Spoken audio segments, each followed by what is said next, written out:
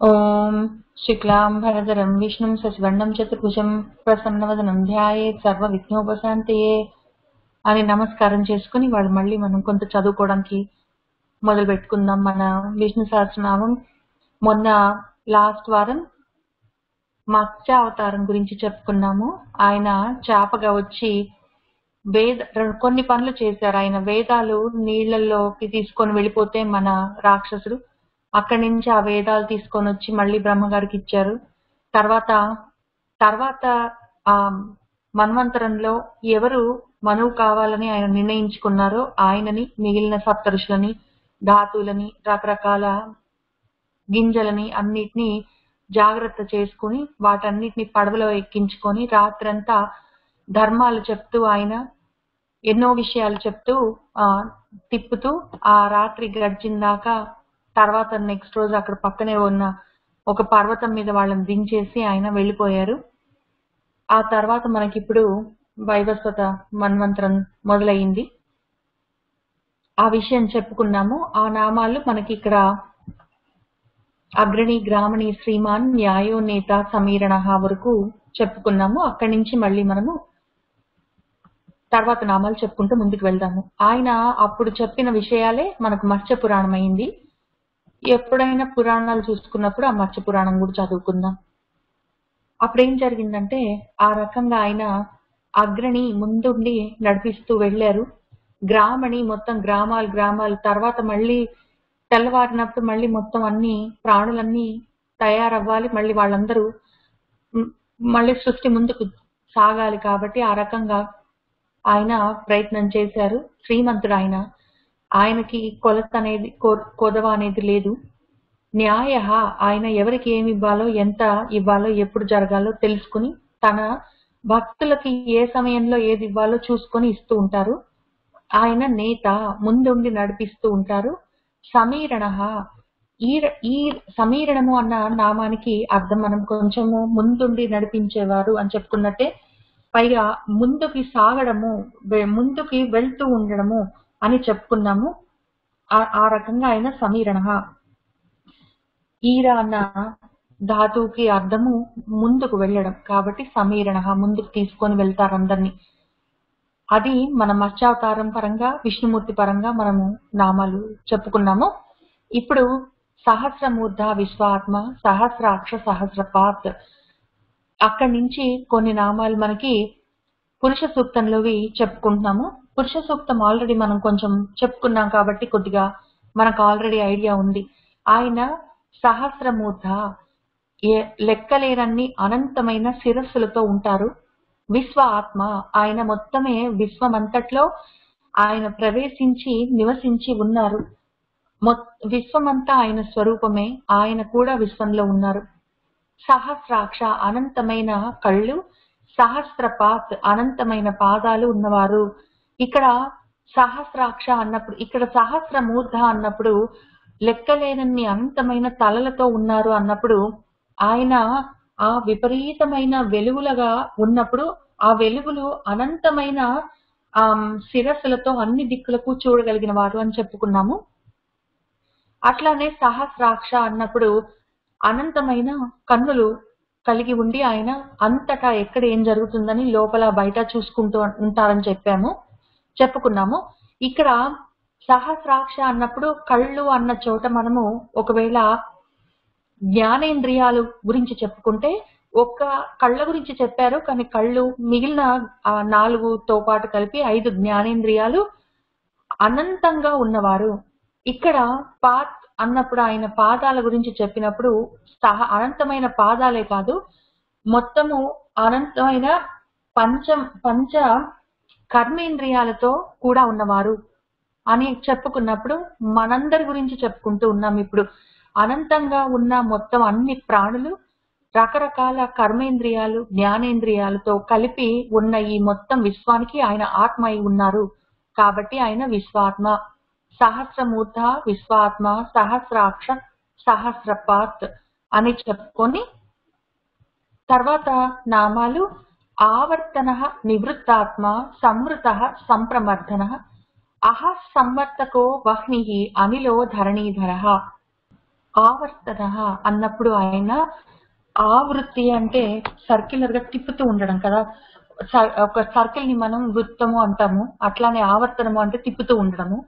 ఆ రకంగా ఆయన ఇన్ని కాళ్లతోటి కళ్ళతోటి తలలతోటి ఉన్న ఇంతమంది ఇన్ని కోట్ల ప్రాణులను, ఉత్త మనుషులనే కాదు, ఇన్ని కోట్ల ప్రాణులను ఆయన ఆవర్తనంలో తిప్పుతూ ఉంటారు. పుట్టుకలు మళ్ళీ వెళ్ళిపోవడం, మళ్ళీ పుట్టడం, మళ్ళీ వెళ్ళిపోవడం అన్న సైకిల్స్ లో.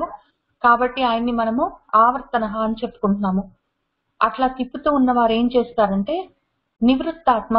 ఆయన అన్నిటికీ మాత్రం పైనే ఉంటారు. ఆయన నివృత్తి పద్ధతిలో ఉంటారు. ఆయన వాటిలో కలిసి ఏమి ఉండరు. మొత్తం ప్రపంచాన్ని, ఆయన విశ్వాన్ని తయారు చేసి విశ్వాన్ని ఒక వృత్తంగా తిప్పుతూ తిప్పుతూ తిప్పుతూ ఉండి కూడా వాటన్నిటికీ అతీతంగా ఉంటారు. కాబట్టి ఆయన నివృత్తాత్మ అని ఒక అర్థం చెప్పుకోవచ్చు. ఇంకొక అర్థం ఏంటంటే ఆయన నివృత్తి మార్గంలో ఉంటారు. అంటే మొత్తం ప్రకృతిలో ఉంటూ కూడా వాటితోటి సంబంధం లేకుండా ఉండడం గురించి మనం ప్రయత్నం చేస్తున్నాం కదా. కర్మలు చేయాలి కానీ కర్మల వల్ల వచ్చే ఫలితాలు మనకు అవసరం లేదు. కర్మలు చేయాలి కానీ అవి మనకి అంటుకోకుండా ఉండాలి అని చెప్పి ఆ రకంగా అవి మనల్ని అంటించుకోకుండా ప్రయత్నం చేస్తున్నాం కదా. అది నివృత్తి మార్గం అంటాం కదా. అటువంటి నివృత్తి మార్గంలో ఆయన ముందే ఉన్నారు. ఆయన ప్రకృతిలోనే ఉంటారు కానీ దాన్ని మాత్రం ఆ ప్రకృతిలో ఉన్న ఏ విషయాలు ఆయనకి మాత్రం అంటవు. కాబట్టి ఆయన నివృత్తాత్మ. పైగా మనలాంటి వాళ్ళ నివృత్తి మార్గంలో ఉన్న వాళ్ళు అంటే ప్రకృతిలో ఉండి చేయవలసిన పనులు చేస్తాం కానీ ప్రకృతిలో ఏవి నాకు సంబంధించినవి కావు, నాకు అంటుకోవు అని చెప్పి తామరాకు మీద నీటి బొట్టులాగా ఎవరైతే ఉండదలుచుకున్నారో వాళ్ళకి ఆ మార్గాన్ని చూపించి ఆ మార్గంలో నడిపిస్తారు కూడా. కాబట్టి ఆయన నివృత్తాత్మ అని కూడా చెప్పుకోవచ్చు. పైగా వీటన్నిటికీ అవతల కూడా ఉంటారు. ఆయన ప్రకృతిలోనే ఉండడమే కాకుండా ప్రకృతికి అవతల కూడా ఉంటారు. కాబట్టి ఆయన నివృత్తాత్మ. ఆవర్తన నివృత్తాత్మ. ఆయన సంవృత. ఇంత చేసి అన్నిటికీ దేనికి ఆయన దొరకరు. ఆయన నివృత్తి మార్గంలో ఉండొచ్చు, మనము ప్రవృత్తి మార్గంలో ఉండొచ్చు, మనము ఏ రకంగానైనా ఉండొచ్చు. కానీ ఒకవేళ ఆయనని మనం పట్టించుకోకుండా ఉంటే మాత్రం ఆయన మనకి అంత ఈజీగా దొరికేవాడు కాడు. దాక్కొని ఉంటాడు. దాక్కొని ఉన్నట్టు కనిపిస్తాడు.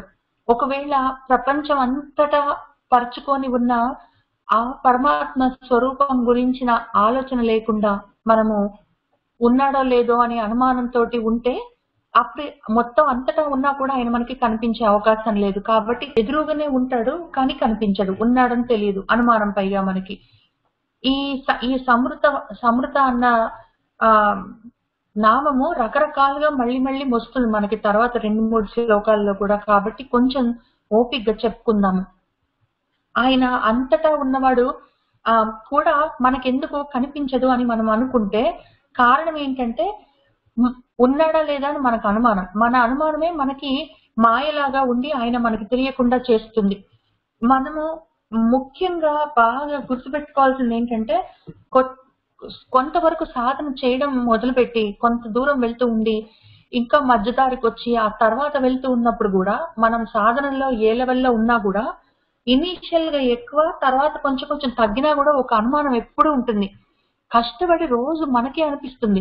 రోజు 2 గంటలు కూర్చొని ఈ మొత్తం విని ఇవన్నీ చదువుకొని మళ్ళీ అందరం కలిసి కూర్చొని చదువుకుంటాము. తర్వాత మళ్ళీ ఎక్కడి వాళ్ళం అక్కడ వెళ్ళినాక కూడా మళ్ళీ ఏవో స్తోత్రాలు చదువుతాము, ఏవో మనము సహస్రనామాలు చదువుతాం. ఇవన్నీ నిజమేనంటారా? నిజంగా ఉన్నాడా? ఇట్లా ఉన్నాడు, అట్లా ఉన్నాడు, కనిపిస్తాడు, కనిపించడు, ఇక్కడ మొత్తం అంతటా ఉంటాడు కానీ అన్నిటికీ దూరంగా ఉంటాడు, అన్నిట్లోనూ ఉంటాడు కానీ కలిసి ఉండడు, అవతల ఉంటాడు అని రకరకాలుగా చెప్తున్నారు. ఇంత కాంప్లికేషన్ తోటి ఉన్న మనిషి నిజంగా ఉన్నాడా? నేను ఊరికి టైం వేస్ట్ చేసుకుంటున్నాను. దీని బదులు ఈ చేసుకునే 2 గంటలు ఇంకేదైనా వేరే పని చేసుకుంటే పనికన్నా లేకపోతే పోయి పండుకోవచ్చు, ఎందుకు ఇదంతా అని చెప్పి మనకి మధ్య మధ్యలో అనిపిస్తుంటుంది. మనసు ఒక్కొక్కసారి ఇంత కష్టపడి నేను పుస్తకాలు పెట్టుకొని నోట్స్ రాసుకొని అర్థం చేసుకొని ఒక్కొక్క నామాన్ని నిజంగా ఉన్నాడేమో అని నమ్మే చేస్తాను. మధ్య మధ్యలో అనుమానం వస్తుంది, నిజంగా ఉన్నాడా అని మనకు అనిపిస్తుంటుంది కదా. అట్లా అనిపించినప్పుడల్లా ఆయన మనకి మాయ కప్పినట్టు ఆ మాయ వల్ల సరిగా మనకి తెలియడం కష్టం అవుతుంది, ఉన్నాడో లేదో అర్థం కాదు. అట్లాంటప్పుడు ఆయన కళ్ళెదురుగానే ఉన్నా దాక్కొని ఉంటాడు. ఎదురుగానే ఉంటాడు, అంతటా ఉంటాడు, ఎక్కడ పడితే అక్కడ ఉంటాడు, కానీ దాక్కుని ఉన్నట్టు కనిపించడు. అది ఎందుకో మరి అట్లా జరుగుతూ ఉంటుంది. మనము నిజంగానే ఉన్నాడులే అని చెప్పి నమ్మి గట్టిగా అది మనసులో ఊంచుకొని మనం ముందుకు వెళ్తే తప్ప, లేకపోతే మధ్య మధ్యలో మనకి అనుమానం వస్తూనే ఉంటుంది. ఆయన సంప్రమర్థన. ఒకవేళ అటువంటి అనుమానాలు వచ్చి మనల్ని మన మనసు విసిగిస్తుంటే దాన్ని కూడా కొంచెం కంట్రోల్ చేస్తాడు ఆయన. ఒకవేళ మనం చేసే సాధనలో అప్పుడప్పుడు అనుమానం మన గురించి మనకు నిజంగా దేవుడున్నాడా అని చెప్పి అట్లా రకరకాలుగా మనకి అనుమానాలు వచ్చి ఆయన కనపడకుండా పోయినప్పుడు మనము మళ్ళీ కొంచెం చీకట్లో తిరుగుతున్నట్టు మనకు భయం వేసినట్టు అనిపిస్తే అప్పుడు మళ్ళీ అటువంటి చీకట్లని ఆయన మొత్తమే మర్దించి దూరం చేయగలిగిన వాడు. కాబట్టి సంప్రమర్థన. ఒకవేళ ఇటువంటి అనుమానాలు అప్పుడప్పుడు వస్తే అది మనం గుర్తు చేసుకోవాల్సింది ఏంటంటే అందరికీ వస్తుంది. ఎంత గొప్ప గొప్ప వాళ్ళకైనా నిజంగా అప్పుడప్పుడు ఉన్నాడా, నేను కష్టపడి చదువుకుంటున్నాను, వాళ్ళు వీళ్ళు రాసి పెట్టారు, నిజంగా వ్యాసుడు రాశాడంటారు, ఇవన్నీ రాశాడంటారు, నిజంగా ఉన్నాడా, ఎందుకు కనపడ్డు అని చెప్పి ఆ అనుమానం ఉన్నప్పుడు ఇంకా అస్సలు కనపడ్డా ఆయన సమృత. మొత్తమే ఆయన దాచిపెట్టేసుకుంటాడు. కానీ అదే నమ్మినా నమ్మకపోయినా నేనైతే సాధన కంటిన్యూ చేస్తాను అని ఉంటే ఉన్నాడు, లేకపోతే లేదు, నేను చేసేది నేను చేస్తా అనుకుంటూ ముందుకు వెళ్తే మాత్రం అటువంటి అనుమానాల్ని, భయాలని ఆయన తీసేయగలడు. అటువంటి అవిద్యని, అజ్ఞానాన్ని, చీకట్లని, తమో గుణాన్ని. కాబట్టి సంప్రమర్థన. ఆయన ఇంతకీ ఎవరు అంటే సంవర్తక. అహము అంటే రోజు, సంవర్తకం అంటే మళ్ళీ తిప్పడం. రాత్రి పగలు రాత్రి పగలు రాత్రి పగలుగా ఆయన కాలచక్రాన్ని తిప్పుతూ ఉంటాడు. కాబట్టి ఆయన సంవర్తక. ఇక్కడ ఆయన సూర్యుడు లాగా రోజును తయారు చేస్తాడు, మళ్ళీ రాత్రిని తయారు చేస్తాడు, మళ్ళీ రోజును తయారు చేస్తాడు, మళ్ళీ రాత్రిని తయారు చేస్తాడు. ఒక రోజు ఒక రాత్రి, ఒక పగలు ఒక రాత్రి కలిపి ఒక రోజు. అటువంటి రోజులు కొన్ని, ఒక పక్షము, అట్లాంటి పక్షాలు నెలలు, అటువంటి మాసాలు, ఏదో ఋతువులు అని చెప్పి ఆ రకంగా నడిపిస్తూ ఉంటాడు. కాబట్టి ఆయన సంవర్తక. ఆయన వహ్నిహి, ఆయన వహించి ఉంటాడు ఈ మొత్తం ప్రపంచాన్ని. ఇప్పుడు మళ్ళీ ప్రపంచం ఎట్లా తయారైందని మొదలైంది ఇక్కడ. ఆయన ముందు కాలాన్ని తయారు చేసి అహం రూపంలో టైం తయారు చేసి అక్కడి నుంచి వహ్నిహి, ఆయన వహించి ముందుకు వెళ్తూ ఉంటాడు. అయితే ఆయన అప్పుడు ఏం చేస్తాడంటే సంవర్తక అని రాత్రి పగలు తయారు చేసి రాత్రిగా పగలుగా ఆయన రోజులను నడిపిస్తూ ఇక్కడ ఆయన కాలంగా ఉంటాడు. కాలం తయారైన తర్వాత ఆయన వహిస్తాడు ఆ మొత్తము కాలంలో ఉన్న ప్రాణులు, వస్తువులు, ఆబ్జెక్ట్స్, వాటన్నిటిని వహిస్తాడు. కాబట్టి ఆయన వహ్ని. మామూలుగా వహ్ని అన్న దానికి అర్థము మనకు అగ్ని అనే అర్థం ఆల్రెడీ ఉన్నది. కాబట్టి అగ్ని స్వరూపంగా కూడా ఆయన ఉంటాడు. ఇక్కడ సంవర్తక అన్నప్పుడు సూర్యుడు అని చెప్పుకున్నాం కదా, ఇక్కడ వహ్ని అన్నప్పుడు ఆయన అగ్ని స్వరూపంగా ఉన్నాడు. అయితే ఈ రకంగా ఉండి మళ్ళీ ఈ రోజులు సంవర్తకం అని రోజులు తిప్పుతున్నాడు అంటే పొద్దున పగలు సమయంలో ఆయన సూర్యుడు, రాత్రి సమయంలో చంద్రుడు, తర్వాత అగ్ని, ఈ మూడుగా ఆయన సూర్యుడు, చంద్రుడు, అగ్నిగా 3 రూపాల్లో ఉన్నాడు అని చెప్పి ఈ 2 నామాల్లో చెప్పుకుంటున్నాము. తర్వాత ఈ సంవర్తకం అన్నప్పుడు మనము కాల రూపంలో ఉన్నాడు ఆయన. వహ్ని అన్నప్పుడు వహిస్తూ ఉన్నాడు అని చెప్పుకుంటున్నాం కదా.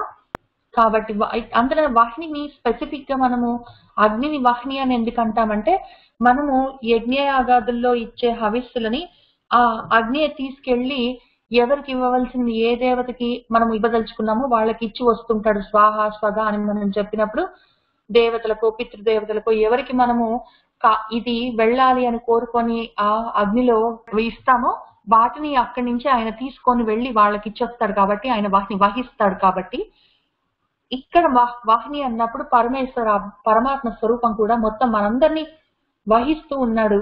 కాబట్టి ఆయన వహ్ని అని ఇంకొక అర్థం చెప్పుకొని తర్వాత అనిలహ. అనిలానికి చాలా అర్థాలు ఉన్నాయి, ఒక 6-10 అర్థాలు ఉన్నాయి. కొద్దిగా చెప్పుకుంటాం మనము. అనిలము అంటే మనకు ఫస్ట్ అర్థం గాలి. కాబట్టి ఇక్కడ అగ్ని అయిపోయింది, ఇక్కడ సూర్యుడు, చంద్రుడు, అగ్ని, ఇక్కడ గాలి అప్పుడు అది ఒక అర్థము అనిలము. ఇంకొక అర్థం ఏంటంటే ఆయనకి ఇల్లు వాకిలి అనేది అవసరం లేదు. ఆయనకు ఒక భూమి ఉండాలి, భూమి మీద నేను ఉండాలి అని ఆయనకు లేదు. లేదా నాకు ఒక ఇల్లు కావాలి అని లేదు. వీటన్నిటికీ అతీతంగా ఉన్నవాడు కాబట్టి అనిలహ అని కూడా కొంత అర్థం ఉన్నది ఆయనకి. తర్వాత ఆది అనేది లేనివాడు అని కూడా అనిలహ అని చెప్పి, దీన్ని అనిల అన్న దాన్ని రకరకాల ధాతువులతో రకరకాలుగా దాన్ని ఆ రూట్ మనము వేరు చేసి చూసుకుంటే ఎటమలాజికల్ గా చాలా అర్థాలు వస్తాయి. అందులో ఇంకొక అర్థం ఏంటంటే ఆయన ఆది అని అన్నది లేనివాడు కాబట్టి అనిలహ అని ఇంకొక అర్థం. తర్వాత ఇంకో రకంగా చూసుకుంటే ఆయనకి మంచి అని లేదు, చెడు అని లేదు. ఆయన అంతా ఒకటే స్వరూపం. ఇది ఆయన ఇవాళ మంచి పని చేశాడు, ఇవాళ మంచి పని చేయలేదు, ఆయనకి ఇది ఇష్టము కాబట్టి ఇట్లా చేశాడా అట్లా ఏం ఉండదు. ఆయనకి అన్ని ఒకటే కాబట్టి అనిలహ అని ఇంకొక రకంగా చెప్పుకోవచ్చు. పైగా ఒకవేళ ఆయనకి ఇష్టమైతే ఆయన ఎవరినైనా రక్షించడానికి ముందే ఉంటాడు, ఆయన్ని ఆపడానికి ఎవరు లేరు అని రకరకాలుగా వాళ్ళు ఇద్దరు, మన శంకరాచార్యులు వారు తర్వాత పరాశర భట్టర్ వాళ్ళిద్దరూ చాలా అర్థాలు ఎన్నో రకాలుగా దీన్ని ఈ అనిల అన్న నామాన్ని విడదీసి చూసుకొని చెప్పారు. అందులో కొన్ని చెప్పుకున్నాం. ఇక్కడ మనము ముఖ్యంగా అనిలహ అన్నప్పుడు నాలో ప్రాణశక్తిగా ఉన్నవాడు, గాలి అంటే ప్రాణమే కదా, నాలో ప్రాణశక్తిగా ఉండి నన్ను నిలబెడుతున్నవాడు అని ఆ అర్థం తీసుకొని అటువంటి వాడికి నమస్కారం చేసుకొని, తర్వాత ధరణీధరః, ధరణి అంటే భూమి, భూమిని కూడా ధరించేవాడు కాబట్టి ఆయన ధరణీధరః. ధర అంటే ధరించేది, ఎత్తి పట్టుకొని ఉండేది కాబట్టి ధరణి అంటే మన భూమి, మనందరినీ ఎత్తి పట్టుకొని ఉంటుంది కాబట్టి ఆయన దాన్ని కూడా ఎత్తి పట్టుకుంటాడు కాబట్టి ఆయన ధరణీధరః. కాబట్టి ఇక్కడ సూర్యుడు, చంద్రుడు, అగ్ని, గాలి, భూమి అని చెప్పి అన్ని మొత్తము మనకి పంచభూతాత్మకంగా చూసుకుంటూ ఉన్నాం ఇక్కడ. తర్వాత అందులో పంచభూతాలు ఎట్లా అని అడిగినప్పుడు మళ్ళీ అహస్సంవర్తకః అన్నప్పుడు మనకు పగలు రాత్రిగా సూర్యుడు చంద్రుడుగా అని చెప్పుకున్నాం కదా.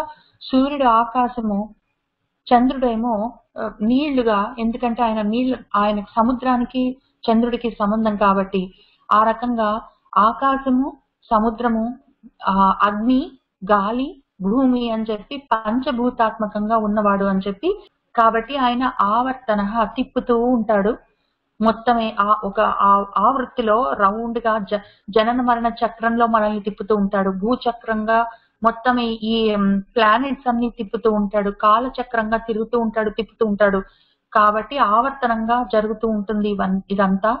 ఆయన నివృత్తాత్మ, వాటన్నిటికీ అతీతంగా ఉంటాడు. ఆయన ఎంత తిప్పినా, ఆయన అందులోనే ఉండి తిరిగినా ఆయన మాట మాత్రం వీటన్నిటికీ అతీతంగా ఉంటాడు కాబట్టి నివృత్తాత్మ.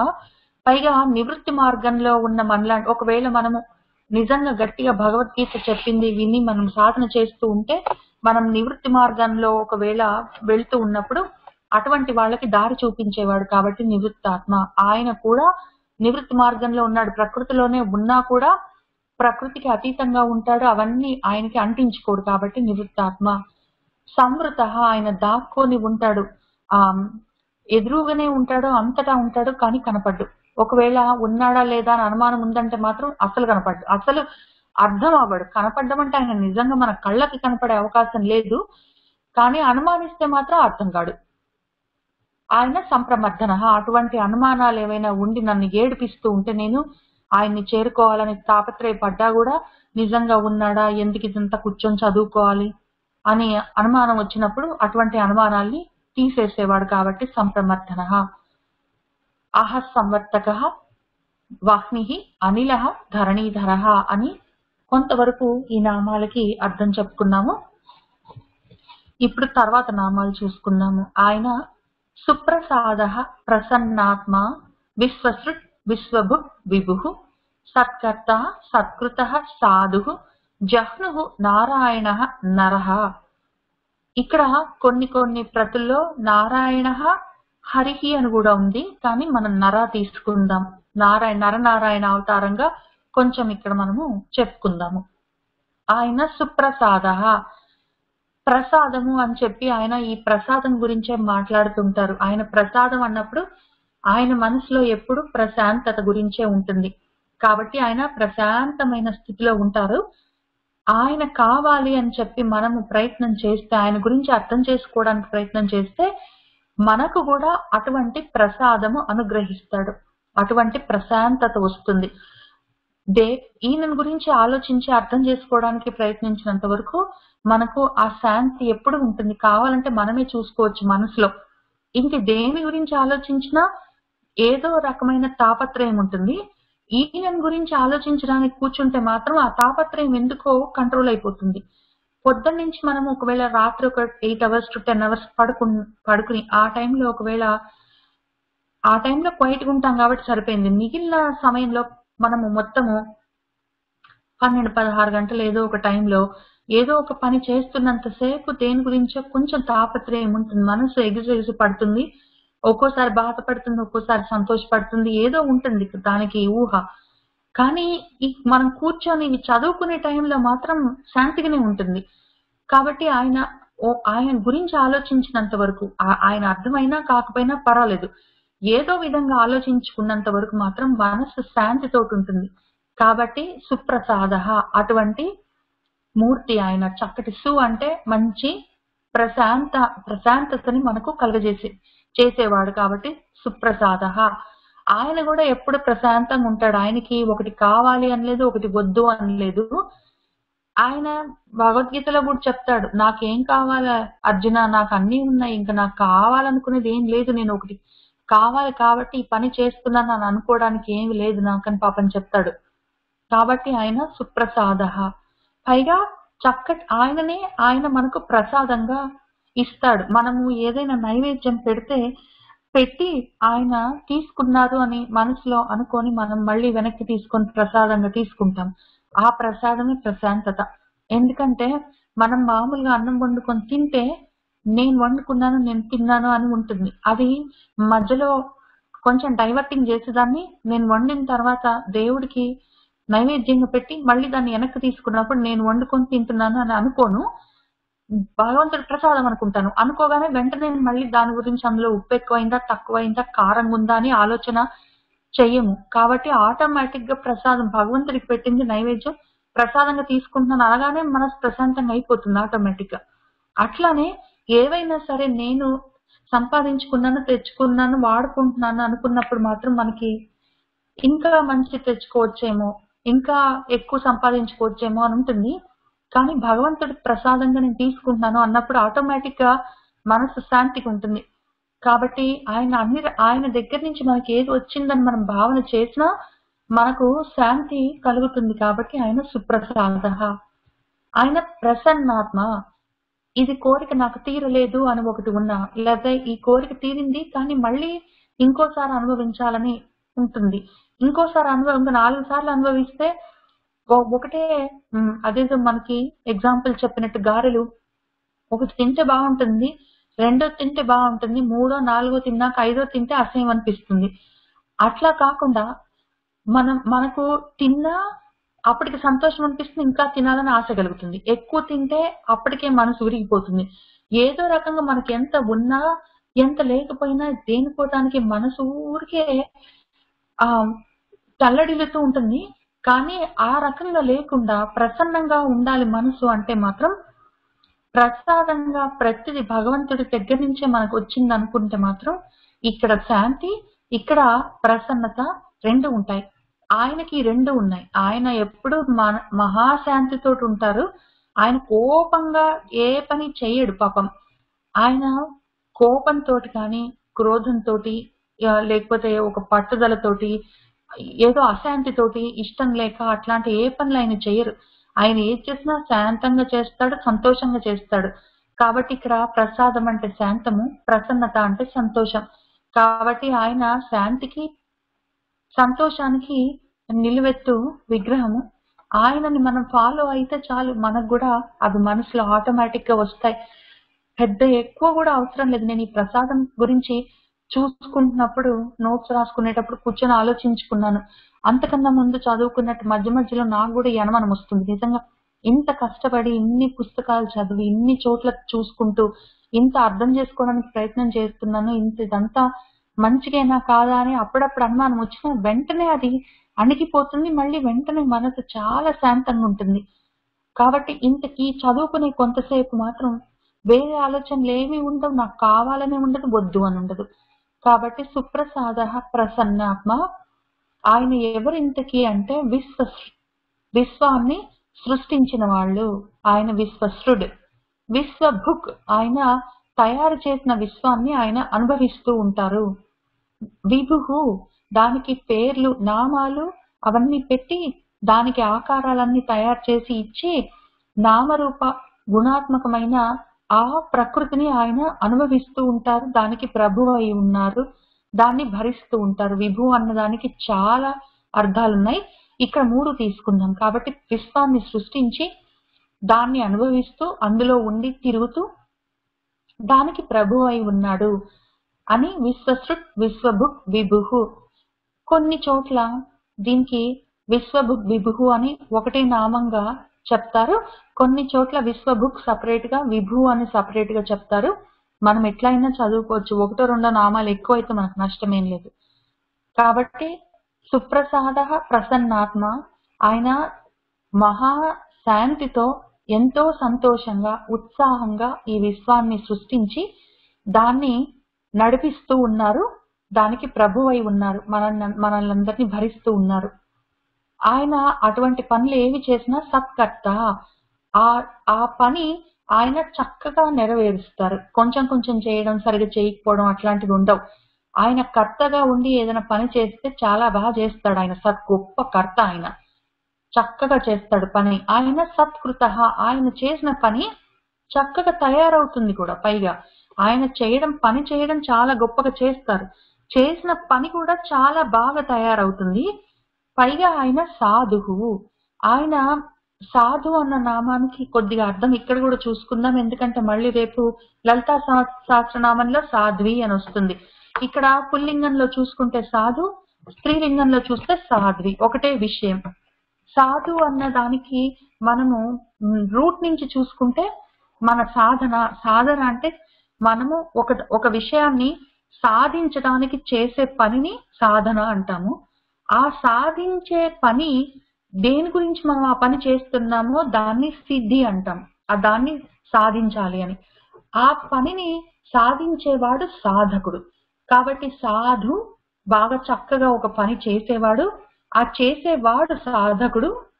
ఆ చేసే పని సాధన. ఆ పని చేయడం వల్ల ఏమొస్తుంది అంటే సిద్ధి. ఆ సిద్ధిని సాధిస్తామన్నమాట.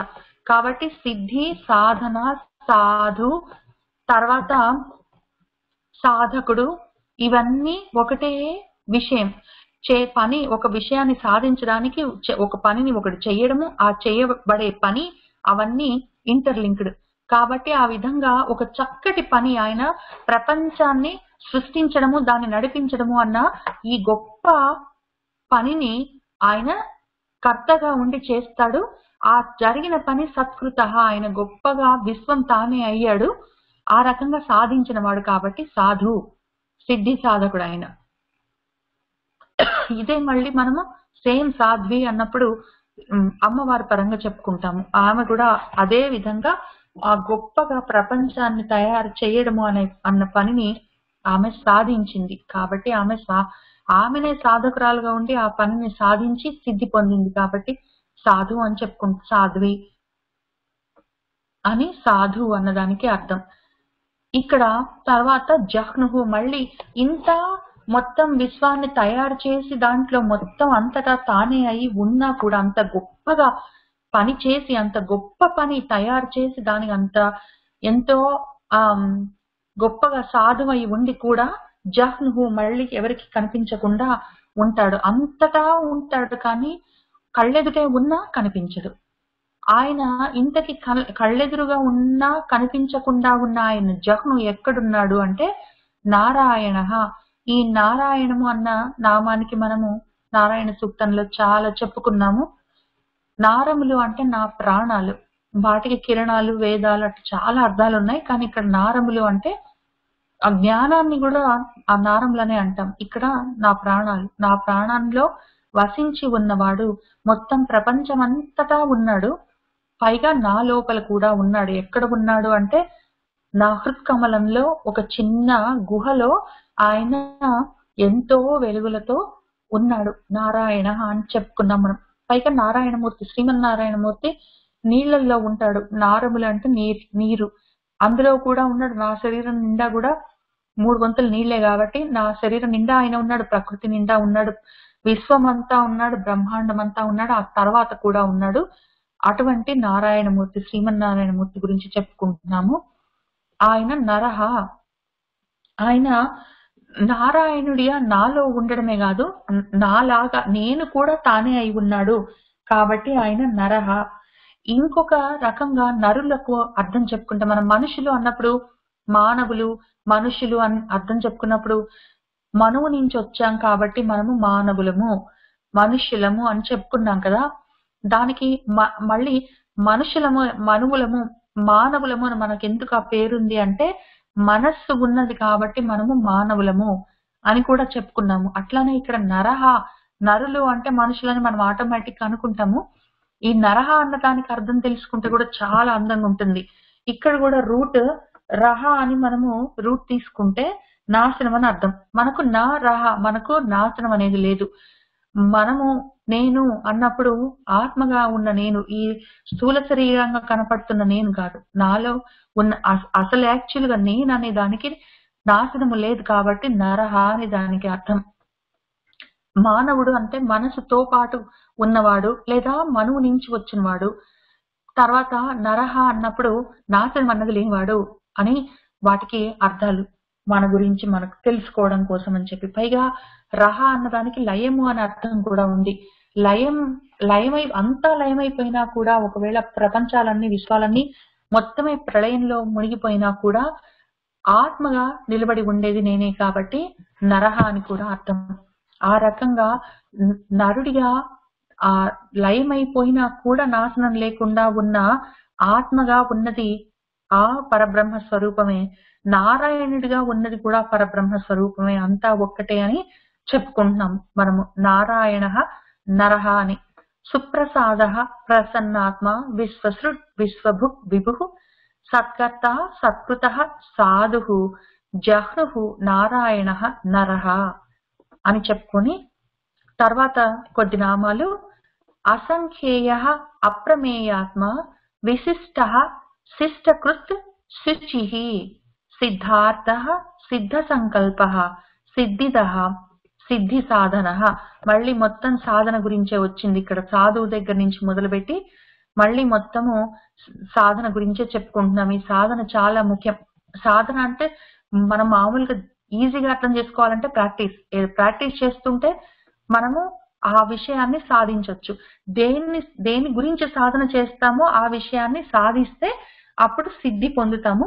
ఆ సిద్ధి దేని గురించి సాధిస్తున్నామో అది చేసే పనిని సాధన అంటాం. మనం సాధకులం కాబట్టి మనం ఆ ప్రాక్టీస్ చేస్తూ ఉంటే మనసు కంట్రోల్. సాధన అంటే ఇంకంతే, సేమ్ స్టోరీ. భగవంతుడి గురించి అర్థం చేసుకోవడానికి ప్రయత్నం చేయడం, ఈ విశ్వం అంతా ఎక్కడి నుంచి వచ్చింది అని అర్థం చేసుకోవడం. ఈ మనమేమో సాధన అనుకుంటాము, సంస్కృతంలో శ్లోకాలు పెట్టుకొని కూర్చొని ప్రయత్నం చేస్తుంటాము. ఇదే విషయాన్ని వాళ్ళు సైంటిఫిక్ గా మన వాళ్ళు ఫిజిక్స్ పెట్టుకొని ఆ సబ్జెక్ట్స్, సైన్స్ సబ్జెక్ట్స్ పెట్టుకొని వాళ్ళు ప్రయత్నం చేస్తుంటారు. మొత్తం అందరం చేసే ప్రయత్నం ఇదే కాబట్టి ఆ సాధన గురించి చెప్పుకుందాం. అసంఖ్యేయ, అసంఖ్యాకమైన మొత్తం బ్రహ్మాండాలతో ఉన్నవాడు. మొత్తం ఆయనలో నుంచి కొన్ని కోట్ల బ్రహ్మాండాలు వచ్చాయి. ఎన్ని కోట్ల బ్రహ్మాండాలు ఉన్నా కూడా అవన్నీ ఆయనలో 4 భాగాల్లో ఒక భాగమే. మిగిలినవంతా ఇంకా ఆ కొన్ని కోట్ల బ్రహ్మాండాల్లో ఎన్నో కోట్ల పాలపుంతలతో పాటు ఎన్నో గ్యాలక్సీలతో, ఎన్నో ప్లానెట్స్ తో, ఎన్నో రకాలుగా అసంఖ్యేయంగా ఉన్నాడు. ఒక చోట ఒక గ్యాలక్సీ, ఒక ప్లానెటరీ సిస్టమ్ తయారవుతూ ఉంటుంది, అది మళ్ళీ లయమైపోతూ ఉంటుంది, మళ్ళీ తయారవుతూ ఉంటుంది, మళ్ళీ వెళ్ళిపోతూ ఉంటుంది. వచ్చేటప్పుడేమో దాన్ని మన సైన్స్ వాళ్ళు ఏదో ఇందులో నుంచి వచ్చాయి, ఒక పెద్ద వెళ్ళిపోయేటప్పుడు లైమ్ అంతా అయిపోయినప్పుడు బ్లాక్ హోల్ లోకి వెళ్ళిపోయాయి అని రకరకాలుగా చెప్పుకుంటూ ఉంటారు. అట్లా వస్తూ ఉంటాయి ప్రపంచాలు, వెళ్ళిపోతూ ఉంటాయి, వస్తూ ఉంటాయి, వెళ్ళిపోతుంటాయి, అసంఖ్యేయంగా జరుగుతూ ఉంటుంది. ఆ జరుగుతున్న అసంఖ్యాకమైన ఆ పనులు జరుగుతూ ఉండగా ఆయన అప్రమేయాత్మగా ఉంటాడు. అప్రమేయము అంటే అటువంటిది ఇంకొకటి లేదు. కొలవడానికి ఇమ్మెజరబుల్ అని ఒక అర్థము, లేదా అసలు ఏమాత్రం లోటు లేనిది అటువంటి ఆత్మ అని ఇంకొక అర్థము. తర్వాత ఎంత ప్రయత్నం చేసినా అసంఖ్యేయంగా కొన్ని కోట్ల బ్రహ్మాండాలుగా ఎక్కడ పడితే అక్కడ, ఎక్కడ చూస్తే అక్కడ ఎన్ని కోట్ల ప్రాణులుగా ఉన్నా కూడా అంత ఈజీగా కళ్ళకి కనపడదు. కాబట్టి ఆయన అప్రమేయాత్మ అని చెప్పుకుంటాం, దొరికేవాడు కాదు అని చెప్పి. ఇక్కడ ఆల్రెడీ మనము దొరికేవాడు కాదని చెప్పుకున్నాం కదా, ఇక్కడ సంవృత అని దాక్కొని ఉన్నాడని చెప్పుకున్నాక మళ్ళీ ఇక్కడ ఇంకొక రకంగా అప్రమేయాత్మ అని చెప్పుకునేటప్పుడు అంత ఈజీగా మన కళ్ళకు కనపడేవాడు కాదు, ఎదురుగానే ఉంటాడు, అంతటా ఉంటాడు, నా లోపల కూడా ఉంటాడు కానీ నాకు కనపడ్డు ఎట్లా అని చెప్పుకున్నప్పుడు దీని గురించి ఇంకా కొద్దిగా ఇంకో రకంగా చెప్పుకోవాలంటే ప్రత్యక్షంగా పరోక్షంగా రెండు రకాలుగా మనం దేన్నైనా చూసి గ్రహిస్తాము. ఒకటి ప్రత్యక్షంగా, అక్షములు అంటే కళ్ళు, కళ్ళెదురుగా ఉన్నదాన్ని చూసి నాకు కనిపిస్తుంది, అవును నిజమే ఉన్నది అని చెప్పేదాన్ని ప్రత్యక్షంగా చూసామని చెప్తాము. అదే పరోక్షంగా అంటే ఎదురుగా కనిపించట్లేదు, నేను నాకు ఎదురుగా కనిపించట్లేదు కానీ ఉన్నదని ఈ కారణాలకు నేను అనుకుంటున్నాను అని ప్రయత్నం చేస్తాం. అదెట్లా చేస్తామంటే ఏదో పొగ వస్తుంది, అక్కడి నుంచి పొగ కనిపిస్తుంది బాగా కాబట్టి నిప్పున్నట్టుంది అక్కడ అని చెప్పి పరోక్షంగా మనం గ్రహించడానికి ప్రయత్నం చేస్తాము. కానీ భగవంతుణ్ణి ప్రత్యక్షంగా కళ్ళతోటి చూడలేము. పరోక్షంగా విశ్వం అంతా ఉన్నాడు కాబట్టి విశ్వాన్ని తయారు చేసిన వాడు భగవంతుడే అన్నప్పుడు పరోక్షంగా కొంత ప్రయత్నం చేయొచ్చు, కానీ అది కూడా కష్టమవుతుంది. కాబట్టి ఈ రెండు కాకుండా ఇంకో రకంగా ఎట్లా చూస్తాము అంటే అపరోక్షంగా చూస్తాం. అది ప్రత్యక్షం కళ్ళతోటి డైరెక్ట్ గా చూస్తున్నాము, ప్రకృతి అంతా కళ్ళతోటి డైరెక్ట్ గా చూస్తున్నాము, నేనే ఆ మొత్తం నువ్వు చూస్తున్న ప్రకృతి అంతా నేనే అని ప్రత్యక్షంగా చూడమని చెప్పినా ఆయన అందులో ఉన్నాడు అన్న అనుభవము మనసుకి తగలదు. అట్లనే పోనీ పరోక్షంగా ఇదంతా నడుస్తుంది కదా, ఈ మొత్తము నేను నిద్రపోయినా కూడా సూర్యుడు ఎట్లా నడుస్తున్నాడు, అసలు ఏమి ఆధారం లేకుండా ఎట్లా నిలబడి ఉన్నాడు, నేను అసలు నా గురించి సోయి లేకుండా పడుకొని నిద్రపోతున్న సమయంలో కూడా నా గుండె ఎట్లా కొట్టుకుంటున్నది, నాకు రక్త ప్రసరణ ఎట్లా జరుగుతున్నది, నేను గాలి ఎట్లా పీలుస్తున్నాను, దేని వల్ల ఇదంతా జరుగుతుంది, లేదా నేను ఇంత జ్ఞానాన్ని లోపలికి రోజు కుండలతో పాటు తెచ్చుకొని నా బుర్రలో లోపల రోజు ఇంత పోసుకుంటున్నాను, ఇంత జ్ఞానం లోపలికి వెళ్ళి కూర్చుంటున్నది, అయినా నా బ్రెయిన్ మాత్రం బాగా పెద్దగా ఎన్లార్జ్ అవ్వడం అట్లాంటిది ఏం లేదు, ఈ పొయ్యి కూర్చున్నదంతా ఎక్కడ కూర్చుంటున్నది, ఏదో నాకు కాలు నొప్పిగా అనిపిస్తుంది, ఆ నొప్పి ఫీలింగ్ తెలుస్తుంది కానీ అది ఎక్కడ ఉన్నది, ఎక్కడ కోసి చూస్తే నొప్పి అని ఒక ఆబ్జెక్ట్ ఎక్కడ ఉన్నది, ఇవన్నీ అనుభూతులు. ఈ అనుభూతుల్లోనే భగవంతుడిని చూడు అంటే మళ్ళీ మనకి అది కూడా కష్టం అవుతుంది. కాబట్టి అపరోక్షానుభూతి అని ప్రత్యక్షంగా కాదు పరోక్షంగా కాదు, అపరోక్షంగా భగవంతుడిని అనుభవించాలి అనుభూతితో మాత్రమే అని చెప్పుకుంటారు. ఆ రకంగా అపరోక్షానుభూతితో తప్ప వేరే రకంగా మనకి ప్రత్యక్షంగా గాని ఇంకో రకంగా గాని దొరికే మనిషి కాడు కాబట్టి ఆయన అప్రమేయాత్మ అని కొంచెం చెప్పుకున్నాము. ఇప్పుడు మనం చేస్తున్న సాధనంతా ఈ కళ్ళకి కనిపించడానికి అంటే కనిపిస్తూనే ఉన్నాడు, కనిపించట్లేదంటే మరి తెలియట్లేదు, తెలిసి తెలియక ఉన్న ఇటువంటి ఆత్మ గురించి పరమాత్మ గురించి మనం తెలుసుకోవడం మనం చేస్తున్న సాధన కాబట్టి ఆయన అప్రమేయాత్మ. పైగా ఈ అప్రమేయాత్మ గురించిన ఈ సాధన అపరోక్షంగా ఏదో రకంగా ఆయన్ని పట్టుకోవాలని ఒక్కళ్ళు గారు అసంఖ్యేయంగా లెక్కలేనంత మంది ప్రయత్నం చేస్తున్నారు. ఆయన కూడా మనం చేసే ప్రయత్నాలు, మన తిప్పలు, మనం పడుతున్న పాటలన్నీ చూస్తూనే ఉన్నాడు పాపం. కొన్ని కోట్ల మంది, ఎంతో మంది, లెక్కలేనంత మంది ప్రయత్నం చేస్తే ఒక్కడికి తెలిసింది అనిపిస్తుంది, చూశాను అనుకుంటాడు, అనుకున్న వాళ్ళలో కొంతమంది అర్థమైంది అనుకుంటారు, అర్థమైన దాంట్లో కొంచెం మంది తెలిసింది అనుకుంటారు, అందులో ఇంకో ఎవడో ఒకడు ఉంటాడు నా గురించి నిజంగా తెలిసేవాడు అని ఆయనే చెప్పాడు. మనం పడుతున్న పాటలన్నీ ఆయన చూస్తూనే ఉన్నాడు పాపం, ఆయన కూడా హెల్ప్ చేయడానికి ప్రయత్నం చేస్తూనే ఉన్నాడు. ఆ ప్రయత్నం చేస్తే తప్ప ఆయన్ని పట్టుకోవడం కష్టం కాబట్టి ఆయన అప్రమేయాత్మ. ఆయన విశిష్ట, ఇది అప్రమేయుడు కాబట్టి ఆయనను పట్టుకోవడం అంత ఈజీ కాదు, ఎక్కడ పడితే ఎక్కడ ఉంటాడు కానీ పట్టుకోవడం కష్టము కాబట్టి ఆయన విశిష్ట. ఆయన అన్నిటికీ అంటుకొని ఉన్నట్టే ఉంటాడు కానీ వేరుగా ఉంటాడు. మనము ఏమంటారు, అద్వైతము, ద్వైతము అన్నప్పుడు మళ్ళీ విశిష్టాద్వైతము అని మళ్ళీ అందులో రకాలు చెప్పుకున్నది. అందుకే విశిష్టం అందులో ఉన్నట్టే ఉంటుంది, కానీ దానికి తగలకుండా ఉంటుంది. అటువంటి దాన్ని విశిష్టం అంటాం. యునిక్ అన్నమాట. అటువంటి విశిష్టమైన పదార్థము ఆ భగవత్ పదార్థము. అది ఏం చేస్తుందంటే శిష్టకృత్, శిష్టులు మనలాంటి వాళ్ళు ప్రయత్నం చేసి తాపత్రయంతో ఏదో విధంగా అంతటా ఉన్నా కూడా కనిపించట్లేదు, మరి ఎక్కడున్నాడో తెలియట్లేదు అని ఏదో విధంగా తెలుసుకోవడానికి ప్రయత్నం చేస్తున్న మనలాంటి అసంఖ్యేయమైన వాళ్ళందరికీ, అటువంటి శిష్టులకి దారి చూపిస్తాడు. చూపించి ఆ దారిలో నడిపిస్తాడు, ఆయన వైపుకి మనల్ని తీసుకెళ్తాడు. కాబట్టి ఆయన శిష్టకృత్. ఇంత చేసి కూడా ఆయన శుచిహి, ఆయన ఎప్పుడు సిద్ధంగానే ఉంటాడు. ఆయనకి త్రిగుణాలు లేవు కాబట్టి త్రిగుణాతీతంగా ఉంటాడు, కాబట్టి సిద్ధతత్వంతో ఉంటాడు. శుచిహి అంత మొత్తమే ఈ ప్రకృతిలో మొత్తమే లీనమై ఉన్నాడు. అయినా ప్రకృతి ఆయన అంటుకోకుండా ఉంటుంది కాబట్టి శుచిహి అని చెప్పుకుంటున్నాము. ఈయన ఇంతకీ ఇటువంటి శుచి అయిన వాడిని మనము పట్టుకోవాలని ప్రయత్నం అర్థం చేసుకోవాలి, కనీసం తెలుసుకోవాలని ప్రయత్నం చేస్తే ఆయన మనకి శిష్టకృత్ అని చెప్పి దారి చూపించి దారిలో నడిపిస్తున్నాడు కదా. ఎట్లా నడిపిస్తున్నాడు అంటే సిద్ధార్థ. ఈ ముందు ఆయన పరంగా చెప్పుకుందాము. మనము ఆయన సిద్ధార్థుడు, మొత్తము అన్ని అర్థములు అన్ని రకాలుగా కావాలి, ఇంకొకటి మీరిపోయింది నేను సాధించడానికి అన్నది ఏమీ లేదు, అన్నీ సాధించేసిన వాడు కాబట్టి సిద్ధార్థుడు. ఆయన అన్నీ సాధించాడు కానీ ఏదో రకంగా అరకొరగా కాకుండా మొత్తమే సాధించాడు. ఆయన ఏ విధంగా మనసులో అనుకున్నాడో ఆ విధంగా అన్నీ సాధించాడు కాబట్టి ఆయన సిద్ధ సంకల్ప. ఆయన ఒక సంకల్పం చేసుకున్నాడంటే ఆ పని సాధిస్తాడు అంతే. ఇంకా ఆ పని కాలేదు, తర్వాత చూద్దాము. ఈ సంవత్సరము 5వ 10వ నేను రిజల్యూషన్స్ పెట్టుకున్నాను జనవరిలో, కానీ అందులో కొన్ని చేశాను కొన్ని చేయలేదు అని అట్లా ఉండవు ఆయనకి. మొత్తం ఆయన సంకల్పించాడంటే ఆ పనిని మొత్తమే సాధిస్తాడు. కాబట్టి సంకల్పాలని సిద్ధి సాధించిన వాడు కాబట్టి సిద్ధార్థ. ఆయన ఆ రకంగా అన్ని ఆయన సంకల్పాలను సాధించుకున్నాడు, మొత్తమే సిద్ధార్థుడై ఉన్నాడు. ఆయన మనం ఒకవేళ సాధించాలనుకుంటే మనకు కూడా సిద్ధి దా ఇవ్వగలిగిన వాడు. దా అంటే ఇచ్చేవాడు. మనకు కూడా అన్ని రకాల సిద్ధులు ఇస్తాడు. ఇక్కడ సిద్ధులు అనుకున్నప్పుడు మనం ఎందుకు ఒకటే చెప్పుకొని ఊరుకోవాలి? మన కోరికలు ఏమి?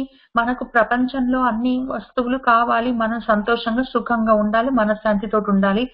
అవి మనం అనుకున్నవి మనకు కావలసిన సిద్ధులు, వాటిని ఇస్తాడు. ఇంకా మొత్తమే వీటన్నిటిని దాటిపోవాలి అని అనుకుంటే మోక్షం అనే సిద్ధి కూడా ఇస్తాడు, సిద్ధిదా. అటు ఇటు కాకుండా ఇంకో రకంగా చెప్పుకోవాలంటే అణిమ గరిమ అని చెప్పి లఘిమ అని మనకు అష్ట సిద్ధులు ఉన్నాయి కదా, అవి కూడా కావాలంటే ఇస్తాడు యోగ సాధన చేసుకున్న వాళ్ళకి. కాబట్టి ఆయన ఏ రకమైన సిద్ధి మనం సాధించాలని ప్రయత్నం చేసినా కూడా వాటిని ఆయన మనకు దా ఇస్తాడు కాబట్టి సిద్ధిదా. అయితే ఆయన మనకు ఒక సంకల్పం కలిగింది, ఆయననే మనము సాధించాలని నిర్ణయించుకున్నాము కాబట్టి ఆ దారిలో మనము వెళ్ళదలుచుకున్నాము. ఆ సిద్ధి ఇస్తానని చెప్పాడు. ఎట్లా వస్తుంది అంటే ఆయనే సిద్ధి సాధన, ఆ సాధనం కూడా ఆయనే. కాబట్టి మనం ఒక సాధనం పెట్టుకొని కావాలంటే జ్ఞాన యోగం అనే సాధనం, లేకపోతే భక్తి యోగము, లేకపోతే రెండో లేదో ఏదో రకము పాటలు పాడో, లేకపోతే పుస్తకాలు రాసో, లేకపోతే ఆయన గురించి సంకీర్తనలు చేస్తూనో ఆలోచిస్తూనో ఏదో విధంగా ఒక సాధనాన్ని పెట్టుకొని ఆ దారిలో మనము ఆ సిద్ధిని సాధించదలుచుకుంటే ఆ సాధనం కూడా ఆయనే. కాబట్టి ఆయనే సాధన అయ్యి మనతోటి ఉండి ఆ పని చేపించి మళ్ళీ అవతల సైడ్ ఆయన ఉండి ఆ సిద్ధిని మనకిచ్చి మన సంకల్పాన్ని కంప్లీట్ చేసుకోవడానికి మనకు ఆ సహకారం అందించి ఆయనే మనకు సిద్ధార్థుడిగా దక్కుతాడు.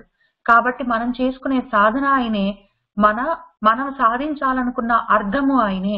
ఈ సాధన దగ్గర నుంచి మనం ఇక్కడి నుంచి సిద్ధార్థం వరకు వెళ్ళాలంటే ఇక్కడ మనం పాయింట్ ఏ దగ్గర ఉన్నాము పాయింట్ బి దగ్గరికి వెళ్ళాలి. అది మన ఫైనల్ మనం సాధించాలనుకున్న ప్లేస్. ఇక్కడి నుంచి అక్కడికి వెళ్ళడానికి మధ్యలో దారి ఆయనే. నా పక్కన ఉండి నా చేయి పట్టుకొని నడిపిస్తున్న శక్తి ఆయనే, నేను ఆయనే, అక్కడ అవతల ఉన్న సిద్ధి ఆయనే. నేను సాధించానన్న పని, నేను నడుస్తూ వెళ్తూ ఉన్నాను అన్న పని ఆయనే. కాబట్టి మొత్తము అన్ని రకాలుగా ఆయనే ఉండి ఇటు చివరి నుంచి అటు చివరి దాకా ఈ సాధన దగ్గర నుంచి మొదలుపెట్టి మనకు ఆయనే అర్థంగా లభించేంత వరకు మనతోటే ఉంటాడు. కాబట్టి ఆయన సిద్ధార్థ, సిద్ధ సంకల్ప, సిద్ధిద, సిద్ధి సాధన అని చెప్పుకుంటున్నాం. కాబట్టి మనం చేస్తున్న ఈ సాధన కూడా భగవత్ స్వరూపమే. ఇప్పుడు మనము కష్టపడి ఈ భగవద్గీత లేకపోతే విష్ణు సహస్రనామం లేకపోతే ఏదైనా సరే ఇవన్నీ చదివి అర్థం చేసుకొని ఎంతో కొంత మనం తెలుసుకోవడానికి ప్రయత్నం చేసి ఏదో దానికి ఏమైనా పేరు పెట్టుకుంటాం, జ్ఞాన సాధనను లేకపోతే భక్తి యోగమను ఏదో ఒక పేరు పెట్టుకొని మనం ఆ ప్రయత్నం చేస్తుంటే ఆ ప్రయత్నం కూడా ఆ సాధన కూడా ఆయనే. కాబట్టి ఇప్పుడు ఈ 2 గంటలు ఇవాళ, రేపు 2 గంటలు, ఎల్లుండి 2 గంటలు ఆ టైప్ లో రోజు కొంత చదువుకుంటున్నాం. ఎప్పటికో ఒకప్పటికి భగవంతుడు మనకు సాధ్యం అవుతాడు. ఎప్పటికో ఒకప్పటికి ఆయన్ని మనము చేరుకుంటాం కాదు. ఇప్పుడు ఈ సాధన కూడా ఆయన స్వరూపమే. కాబట్టి ఆయన దగ్గరే ఉన్నాం మనము. ఆయన మనతోటే ఉన్నాడు. ఇంకేదో కావాలని మనం ప్రయత్నం చేస్తున్నాము, కానీ అసలు ఈ ప్రయత్నం కూడా ఆయన స్వరూపమే. కాబట్టి మనము ఇది బాగా చదువు మొత్తమే విష్ణు సహస్రం అంతా పైనుంచి కింద దాకా అర్థమైపోగానే వెంటనే భగవంతుడు కళ్ళ ముందు కనిపిస్తాడు, అక్కడ దాకా నేను వెళ్ళాలి, అంతవరకు ఆయన నా దగ్గర లేడని అనుకోవడానికి లేదు. ఈ దారిలో కూడా ఉన్నది ఆయనే, ఈ సాధన మార్గంగా ఉన్నది ఆయనే, సాధనగా ఆ పనిగా ప్రయత్నంగా కూడా ఉన్నది ఆయనే. కాబట్టి ఇప్పుడు మనం చదువుకుంటున్నంతసేపు, పొద్దున పూజ చేసినంతసేపు, తర్వాత ఏదో స్తోత్రం చదువుకుంటున్నంతసేపు, ప్రతిరోజు ఏది చేసినా ఆయనే ఈ స్వరూపంగా మనతోటే ఉన్నాడు. ఆయన మనల్ని వదిలిపెట్టి అసలు ఎక్కడికి పోలేదు. కాబట్టి సిద్ధార్థ, సిద్ధ సంకల్ప, సిద్ధిద, సిద్ధి సాధన అని ఈ శ్లోకం చెప్పుకొని తర్వాత నెక్స్ట్ శ్లోకం వృషాహి వృషభ విష్ణు వృషపర్వ వృషోధర వర్ధన వర్ధమానశ్చ వివిక్త శృతి సాగర అని ఇంకా కొన్ని నామాలకి కొంత అర్థం చూసుకుందాము. ఇందులో ఏంటంటే వృషాహి, వృష్ అన్నప్పుడు మనము 2 అర్థాలు చెప్పుకున్నాము. వృష అన్నప్పుడు ధర్మం అని ఒక అర్థం చెప్పుకున్నాము. వృష్ అన్నప్పుడు వృష్టిగా కురిసిన వర్షం అని చెప్పుకున్నాం కదా. ఇక్కడ మళ్ళీ ఆ 2 చెప్పుకుందాము. ఆయన వృషాహి అన్నప్పుడు ఆయన ధర్మస్వరూపంగా ఉన్న స్వామి. తర్వాత వృషాహి అన్నప్పుడు ఆయన మనకు ఏమి కావాలో ఈ ధర్మంగా ఈ ధర్మ మార్గంలో వెళ్తూ ఆయనని సాధించడానికి మనం పడుతున్న తాపత్రయం ఉంది కదా. ఇక్కడ ఈ తాపత్రయంలో ఆయన సిద్ధి సాధనగా మనం చేస్తున్న ఈ సాధన కూడా ఆయనే అయి ఉండి ఆ సాధన చేయడానికి వీలుగా మనకు ఆ ప్రయత్నాన్ని వృష్టిగా కురిపిస్తాడు. ఇవాళ కొంత చదివేమంటే ఇనిషియల్ గా కొద్దిగా అసలు విష్ణు సహస్రనామం అంటేనే చాలా కష్టము చదవడం, నోరు తిరగద్దు అని అనుకున్న పరిస్థితి నుంచి సరే నాకు ఇది అర్థం అవుతుంది, విడి తీసుకొని నేను తెలుసుకోగలుగుతున్నాను అన్న దగ్గర నుంచి, తర్వాత కొంత అర్థం తెలిసింది ఏం చెప్తున్నారో అన్న దగ్గర నుంచి ఇక్కడికి మనం ఇప్పుడు వచ్చిన పరిస్థితికి రావడానికి ఇప్పుడు ఎక్కడున్నామంటే ఒక్కొక్క నామానికి ఎన్నో అర్థాలు చెప్పుకొని దాని వెనకాల ఉన్న విశ్వాత్మకుడైన ఆ విశ్వనాథుని చూసేంత పరిస్థితికి వెళ్ళాము. ఒక్కొక్క నామం చూసినా కొద్దీ మొత్తం మనకు ప్రపంచం ఎట్లా, సృష్టి ఎట్లా జరిగింది, అది ఎట్లా నడుస్తూ ఉన్నది, లయం అంటే ఏంటి, నేను ఎక్కడికి వెళ్తాను, శరీరం ఏమి, ఆ శరీరం పడిపోవడం అంటే ఏమి, నాకు చావన్నది లేదు, నాకు ఆ విషయం అర్థమైందని ఎన్నో విషయాలు వెంట వెంటనే అర్థమైపోతున్నాయి కదా. ముందు కొద్దిగా నెమ్మదిగా స్టార్ట్ అయినా కూడా ఒక్కసారి కొంచెం పికప్ అవ్వగానే కొంచెం అర్థమైంది అనగానే ఇంకా వెంటనే ఇట్లా ఆ జ్ఞానము వృష్టిలాగా మన మీద కురుస్తూ ఉన్నది. ఆ వృష్టిలాగా కురుస్తున్న జ్ఞానమే వృషాహి. ఆ జ్ఞానమే మనకు ఈ సాధన మార్గంగా ఆయన వైపుకి నడిపిస్తూ ఉన్నది. ఆ సిద్ధార్థంగా ఆయనని సాధించడమే మనము ధ్యేయంగా పెట్టుకొని బయలుదేరినప్పుడు ఇనిషియల్ గా కొంచెం భయం కనిపించినా ఇప్పుడు ఈ నామాలు చూస్తుంటే మనకి మొత్తం మన గురించి, మన చుట్టూ ఉన్న విశ్వం గురించి, ఆ విశ్వం వెనకాల ఉన్న ఆ విశ్వనాథుడి గురించి, మూడింటి గురించి తెలుస్తూ ఉన్నది వెంటనే, ఇంకా ఎక్కువ తాపత్రయం లేకుండా. కాబట్టి వృషాహి ఆ విధంగా అంతా వెల్లువలాగా, వర్షంలాగా ఆయన దయ, ఆయన ప్రేమ, వాటితో పాటు ఆ జ్ఞానము మన పైన కురుస్తూ ఉన్నది. కాబట్టి వృషాహి అని చెప్పుకుంటున్నాము. ఇంకొక చాలా అందమైన చాలా ముఖ్యమైన అర్థం ఉన్నది ఈ వృషాహికి. అది చదివి నేను చాలా ఎగ్జైట్ అయ్యా. వృష అన్నప్పుడు మనం చెప్పుకుంటున్నాం కదా, మనకు ధర్మము అని చెప్పి. తర్వాత అహి అన్నప్పుడు అహం అని తీసుకుంటే రోజు. కాబట్టి ఈ ధర్మ మార్గం, భగవంతుడిని సాధించాలి, సిద్ధిని సాధించాలి, భగవంతుడు అనే సిద్ధిని నేను సాధించాలి అని ఆ సాధనా మార్గంలో నేను బయలుదేరాను కదా.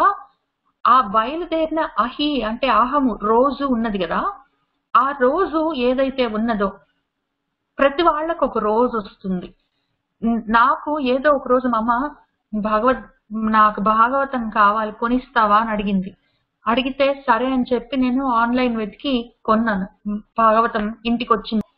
ఆ భాగవతం నెమ్మదిగా చదివి అర్థం చేసుకొని చెప్పి ఆన్లైన్ వెతికి మన బాబాయ్ గారి వెబ్సైట్ teluguBhagavatam.org చూసుకొని ఆయనకి ఫోన్ చేసి అక్కడ మళ్ళీ కొన్ని అనుమానాలు రాగానే ఇంకొక తెలిసిన ఆయనకి ఫోన్ చేసి బుక్స్ కావాలని అడిగి ఇంకా వెంట వెంటనే ఇంకా మొత్తమే వర్షంలాగా కురిసింది నాకు. ఎంత ఆయన భగవంతుడి అనుగ్రహం ఎట్లా కురిసింది అంటే ఒక వెంటనే అందరూ బాబాయ్ గారు, తర్వాత అక్కడ మన సతీష్ పురిగడ్డ గారు, తర్వాత మన ఇంక వీళ్ళని లేదు మన సామవేదం గారు, వాళ్ళందరూ పరిచయం అయ్యి వాళ్ళందరితోటి తెలుసుకుంటూ మీ అందరితోటి ఒక్కొక్కళ్ళని మీ అందరినీ మళ్ళీ తీసుకొచ్చి అందరినీ నాతో కూర్చోబెట్టి మీ అందరి వల్ల నేను ఇంత చదువుకోవడానికి అవకాశం కలిగిస్తూ వర్షంలాగా కురిపిస్తున్నాడు ఆయన అనుగ్రహాన్ని, జ్ఞానాన్ని. చెప్పరాకుండా ఉన్నది అసలు చెప్పుకోవాలంటే నాకు నోట మాట రావట్లేదు. అయితే ఆ రోజు అహం ఉన్నది కదా, ఆ రోజు మా అమ్మ మొదటిసారి భాగవతం కొనిస్తావా నాకు పుస్తకాలు అని అడిగిన రోజు, ఆ రోజు నా మనసు మొత్తం ఇటు తిప్పాడు. ఆయన భగవద్గీతలో చెప్పాడు కదా, నువ్వు సాధన మళ్ళీ మొదలు పెట్టాలి అని నేను అనుకోగానే నీ మనసు అటు తిప్పుతాను అని చెప్పాడు ఆయన. ఒక 6th chapter లో 6వ అధ్యాయంలో భగవద్గీతలో కొన్ని శ్లోకాల్లో చెప్తాడు. ఆ రకంగా మనందరికీ తలా ఒక ఎక్స్పీరియన్స్ ఉన్నది ఆల్రెడీ. అంతవరకు ఏదో చిన్నప్పుడు పుట్టాము, పెరిగాము, స్కూల్లో జాయిన్ అయ్యాము, చదువుకున్నాము, ఏదో మార్కులు తెచ్చుకున్నాము, ఎగ్జామ్స్ రాసాము, తర్వాత ఏదో ఉద్యోగాలు తెచ్చుకున్నాము, పెళ్లిళ్ళు చేసుకున్నాము, సెటిల్ అయ్యాము, పిల్లలు ఉన్నారు, ఇల్లు ఉన్నాయి, కారు ఉన్నాయి, సో ఆన్ సో ఫోర్త్. ఏదో ఒక టైంలో మనందరికీ ఒక్క రోజు ఉంటుంది, ఎవరిని కదిలించిన ఒక్క విషయం చెప్తాము. ఆ రోజు మా అత్తగారు నాతోటి ఆ మాట అన్నారు. లేకపోతే ఎందుకో ఆ రోజు ఎవరో నాకు ఇది చదవండి బాగుంటుందని చెప్పారు. లేకపోతే ఎందుకో ఆ రోజు నాకు మనసు బాగాలేదు, నేను గూగుల్లో యూట్యూబ్ లో వెతుకుతుంటే నాకు ఇది కనిపించింది, దీని గురించి తెలుసుకోవాలనిపించింది అని ఏదో ఒక్క రోజు ఉంటుంది, ఒక్క విషయం ఉంటుంది. ఆ ఒక్క రోజు ఆ ఒక్క విషయం మనల్ని ఇటు సైడ్ తిప్పుతుంది. ఇంకా అప్పుడు మొత్తం మనలాంటి వాళ్ళే ఎక్కడెక్కడ ఉన్నారో అందరూ మనకు తెలుస్తారు. అంతకన్నా ముందు తెలిసిన ఫ్రెండ్స్ కొంచెం దూరం అవుతారు. ఇంకా ఇప్పుడు ఈ భగవంతుడి గురించి ఆలోచించుకుంటూ చదువుకుంటూ ఈ సాధన చేస్తున్న మనలాంటి వాళ్ళందరూ ఒక చోట చేరుతారు. ఎక్కడ లేని అసలు ఎంతటి బంధుత్వమో ఉంటుంది. ఆ రోజు ఉంటుంది కదా, ఏదో ఒక్క రోజు మనసు ఇటు తిరుగుతుంది కదా, ఆ రోజుని వృషాహి అంటారు. వృష అంటే మనం ఆ మార్గంలో వెళ్ళాలని భగవంతుడు అహము అంటే రోజు, ఆ రోజుగా తయారై ఆ ఒక్క రోజుగా మన మనసును అటు తిప్పుతాడు కదా. మన మనసు ఏ రోజు అటు తిరిగిందో ఆ రోజు ఆయన స్వరూపమే. కాబట్టి అది వృషాహి అని ఆ నామానికి నేను అర్థం వ్యాఖ్యానం చూసి అసలు తట్టుకోలేకపోయాను. నిజంగా కూడా నా జీవితంలో అటువంటి ఒక రోజు ఉన్నది. నేను ఇంతకు ముందు నాకెందుకంత ఈ నామం అంత ముఖ్యం అనిపించిందంటే, ఆ విశ్వామిత్రుడు ఉన్నాడు. విశ్వామిత్రుడేమో వాళ్ళ నాన్న దగ్గరికి, రాముడు వాళ్ళ నాన్న దగ్గరికి వచ్చి నాకు కొంచెం రాముడిని నాతో పంపిస్తావా అని అడుగుతాడు. ఏదో నెగోషియేషన్ అయింది. తర్వాత ఆయన తీసుకొని వెళ్తాడు. ఎందుకు తీసుకొని వెళ్ళాను అంటే, నా జీవితానికి రాత్రులే గడుస్తున్నాయి, నా జీవితానికి తెల్లవారే సమయం వచ్చింది, తొలివేకువ జాము దగ్గరికి వచ్చింది రామ, నీ కళ్ళు తెరిచి నీ చూపులు నా మీద ప్రసరింప చేస్తే నా జీవితానికి వెలుగు వస్తుందయ్యా, నేను బాగుపడే రోజు వచ్చింది అని చెప్పి కౌసల్య సుప్రజ రామ అని చెప్పి తీసుకొని వెళ్తాడు. అది చూసి నేను మరి నాకు ఆ రోజు ఎప్పుడు వస్తుందో. ఇప్పుడు ఆయనకై అంటే అక్కడ ఎదురుగా ఉన్నాడు, విభూతి రూపంలో, ఆయన విభవ రూపంలో శ్రీరామచంద్ర ప్రభు ఉన్నాడు. ఆయన నిజంగా నడుచుకుంటూ వచ్చి ఎదురుగా కళ్ళెదురుగున్న రాముడిని చూసి తీసుకొని వెళ్ళాడు. అట్లానే ఎంతమందికి ఇప్పుడు అక్రూరుడు ఉన్నాడు. అక్రూరుడు కృష్ణుడు అంటే ఆయనకు పరమ భక్తి, ఆయన ఎంతో ప్రేమగా కృష్ణుడి మీద మనసు పెట్టుకొని ఉన్నాడు. కానీ ఏదో ఇక్కడ మన కంసుడి దగ్గర ఉన్నాడు ఉద్యోగం చేస్తూ. ఒకరోజు ఏమైందో ఏమో తెలీదు, మనవాడు కంసుడు అన్నాళ్ళు చాలా మంది రాక్షసులను వాళ్ళని వీళ్ళని పంపించాడు. ఈయన ఇక్కడి నుంచి పంపిస్తున్నా కొద్దీ ఆ రాక్షసుల్ని అక్కడి నుంచి ఆయన లేపేస్తున్నాడు అక్కడ రేపల్లిలో ఉండి. ఒకరోజు అక్రూరుని పిలిచి, అప్పటికి ఆయనకి 12 ఏళ్ళు 13 ఏళ్ళు కృష్ణుడికి, ఆయన్ని పిలిచి అక్రూరుని, ఇదిగో నువ్వు ఒక పని చెయ్యి, నువ్వు అక్కడ రేపలకి వెళ్ళి కృష్ణుడిని పట్టుకొని రా, తీసుకొని వచ్చావనుకో, తీసుకొస్తే నేను ఇక్కడ చాణూరుణ్ణి వాణ్ణి వీడిని పెట్టి అడ్డము మల్ల యుద్ధాలు చేసే వాళ్ళని అట్లా బాగా దొమ్మిలో అవన్నీ చేసే వాళ్ళతోటి కృష్ణుడిని చంపించేస్తా, అప్పుడు బాగుంటుంది, నువ్వు ఆ పని చెయ్యి, ఏం చెప్పక ఇవన్నీ విషయాలు పట్టుకొని వచ్చేయి తీసుకొని అని చెప్తాడు. ఇంకా అక్రూరుడికి ఈ మొత్తం ప్లాన్ తెలుసు. ఓహో మొత్తం అర్థమైంది. ఇప్పుడు ఒకవేళ వెళ్ళి ఈయన కృష్ణుడిని తీసుకొని వస్తే కృష్ణుడిని ఏదో చేద్దామని కంసుడు అనుకుంటున్నాడు. అది జరిగే పనేం కాదు. మంచికో చెడుకో, మంచోడు కాదు కంసుడు, మంచోడు కాడు, నాకు ఇట్లాంటి పనప్ప చెప్పాడు, కానీ నా మీద ఎంత ప్రేమ కదా, అసలు ఇన్ని రోజులు కంసుడు మంచోడు కాడు అనుకున్నాను, కానీ నా మీద ఇంత ప్రేమతోటి కృష్ణుడిని తీసుకొని రా అని చెప్పాడు. నా కళ్ళారా నేను చూసి నా రథం ఎక్కించుకొని ఆయనతోటి మాట్లాడుతూ ఆయన చెప్పే మాటలు వింటూ నేను ఇక్కడ దాకా తీసుకొని వచ్చే రోజు నాకు వచ్చింది కదా, నా జీవితం బాగుపడే రోజు వచ్చింది, నా జీవితానికి వేకువ జాము వచ్చింది, నేను బాగుపడపోయే రోజు వచ్చింది. మంచోడు కాదు కంసుడు, కానీ ఈ విషయంలో మాత్రం కంసుడిని మించిన పుణ్యాత్ముడు లేడని చెప్పి నమస్కారాలు ఎన్ని చేసుకున్నాడో భాగవతంలో అక్రూరుడు. వెళ్ళాడు, ఆ కృష్ణుడిని పట్టుకొని వచ్చాడు. ఆ కృష్ణుడికి తెలుసు, ఆయన యాక్చువల్లీ దారిలో మధ్యలో ఒక చోట రథాన్ని ఆపి గుర్రాల్ని కొంచెం రెస్ట్ తీసుకోవడానికి ఆపినప్పుడు అక్కడ అక్రూరుడికి ఆయన కొంతవరకు విశ్వరూపాన్ని చూపిస్తాడు. అక్రూరుడికి కూడా అర్జునుడికి చూపించినంత లెవెల్లో ఎవరికి చూపించలేదు అనుకుంటా, కానీ అక్రూరుడికి కూడా చూపించాడు. ఆ రకంగా కంసుడు ఎంత పుణ్యాత్ముడు, కంసుడు అంత ధర్మాత్ముడు లేడు, అసలు దేవుడే కంసుడు అంటే అని నమస్కారం చేసుకున్నాడు అక్రూరుడు. ఎందుకంటే ఆ రోజు రావడానికి కారణమైంది కంసుడే అయినా ఫిజికల్ గా టెక్నికల్ గా భగవంతుడి సైడ్ కి తిరగాలి ఈయన మనసు అని చెప్పి భగవంతుడు అనుకున్నప్పుడు అక్రూరుని పంపించమని చెప్పి మన కంసుడిని ప్రేరేపించాడు. ఆ రోజు ఏదైతే ఉందో కంసుడు అక్రూరుని పంపించిన రోజు, వెళ్ళి తీసుకొని రా కృష్ణుడిని అని చెప్పిన రోజు ఏదైతే ఉందో ఆ రోజు వృషాహి, ఆయన జీవితానికి ఆ రోజు అది. కాబట్టి మనందరికి ప్రతి వాళ్ళకు ఒక రోజు ఉంటుంది. ఆ రోజు మనకి గుర్తుంటుంది, ఎందుకో తెలీదు, ఏమో ఎప్పుడు స్టార్ట్ చేశానో నాకు గుర్తులేదు, కానీ చదువుకోవడం అని అనము. ఎందుకంటే నేను అంత గట్టిగా ఖచ్చితంగా ఎందుకు చెప్తున్నానంటే మీ అందరితోటి నాకు మాట్లాడే అవకాశం కలిగింది. నాకు ఏ జన్మ పుణ్యఫలమో కానీ మీరందరితోటి నేను సపరేట్ గా మాట్లాడినప్పుడు అందరూ ఒక రోజు గురించి చెప్పారు.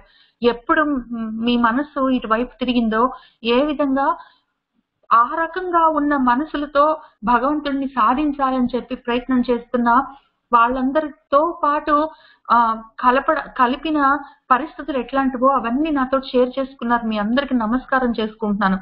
మనందరికీ అటువంటి ఒక వృషాహి ఉన్నది.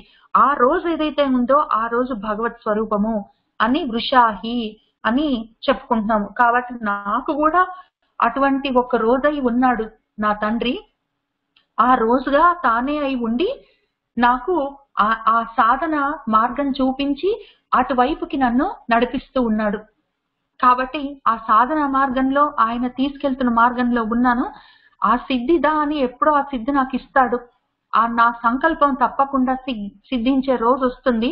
అప్పుడు ఆ అర్థము నాకు పరమార్థం ఏదై ఉన్నదో దాన్ని నేను సాధించే రోజు వస్తుంది. ఈ లోపల మాత్రం ఆ సాధనా మార్గంగా ఆయనే ఉన్నాడు. ఆ సాధనా మార్గం వైపు నన్ను తిప్పిన రోజు కూడా ఆయనే అయి ఉన్నాడు వృషాహి అని. ఆ వృషాహి నామానికి నమస్కారం చేసుకుంటున్నాను. అది అంత లోతైన నామం. అది మనము చదువుకుంటూ వెళ్ళిపోతాము విష్ణు సహస్రనామాన్ని, కానీ చూసుకున్న కొద్ది ఎన్ని బయట నుంచి మనము సముద్రంలో ఏదో ఈ బీచ్ దగ్గర ఉండి అలలు తప్ప కొట్టుకుంటున్న చోట వెతుక్కుంటే చిల్ల పెంకులు దొరుకుతాయేమో, లోపలికి వెళ్తున్నా కొద్ది మనకు ఇంకా ముత్యాలు రత్నాలే తప్ప మామూలువి దొరకవు అక్కడ. కాబట్టి మనం అటువంటి రత్నాలని ముత్యాలని పగడాలని ఏరుకుంటూ వెళ్తూ ఉన్నాము. అందులో ఇదొక చాలా ముఖ్యమైన రత్నం. వృషాహి అన్న నామం. దాని గురించి చెప్పుకొని అటువంటి స్వామికి నమస్కారం చేసుకుని తర్వాత నామం చూద్దాము. వృషభ, ఆయన వృషభ అంటే ధర్మాన్ని అధిరోహించి ఉన్న స్వామి, ధర్మమూర్తి అని మనకు ఆల్రెడీ ఆ నామాలకు అర్థాలు తెలుసు. ఇక్కడ మళ్ళీ వృష్ అన్నప్పుడు వృష్టిగా ఆయన ప్రేమని మన మీద కురిపిస్తూ ఉన్న స్వామి అని చెప్పుకొని ఆ 3 నామాలుగా ఉన్న తండ్రికి నమస్కారం చేసుకొని తర్వాత విష్ణువు. అయితే ఈ వృష్టిగా ఆయన వర్షంగా కురిపించాలి అంటే ఏదో ఒక చోట ఉన్న మబ్బు అక్కడ కింద ఉన్న ప్లేస్ లో ఏరియాలో కురుస్తుందని చెప్పడానికి లేదు. ఆయన ఆ కురవడం ఎట్లా కురుస్తారు అంటే విష్ణువుగా మొత్తం వ్యాపించి ఉన్నారు. ఆయన మొత్తమే మన మనసుల్లో అటువంటి ప్రసన్నతను, ప్రశాంతతను కురిపిస్తారు. మన పైన అంత దయ కురిపిస్తారు. తర్వాత ధర్మాన్ని మన దారిలో ఉంచి అటువైపుకి మనల్ని నడిపిస్తూ ఉంటారు. విష్ణువుగా వ్యాపకత్వ లక్షణం ఉన్నవారు విష్ణు. విష్ అన్న రూట్ కి ధాతువుకు అర్థం వ్యాపకత్వం, వసించి ఉండడం. కాబట్టి వ్యాపించి వసించి ఉన్న స్వామి విష్ణువు. ఆయన వృషపర్వ. ఇక్కడ మళ్ళా వృష్ అన్నప్పుడు మనము ధర్మం గురించి చెప్పుకుందాము. ఈ ధర్మము మనకున్న ధర్మం ఏమి? సాధకులకు మనం చేస్తున్న సాధనా మార్గంలో మన సాధనా ధర్మం ఏమి అంటే ఆయన్ని పట్టుకోవడమే. ఏదో విధంగా ఆయన అంతటా ఉన్నారు, ఎక్కడ పడితే అక్కడ ఉన్నారు, ఎదురుగా ఉన్నారు కానీ కనిపించట్లేదు. ఆయన్ని పట్టుకోవాలి.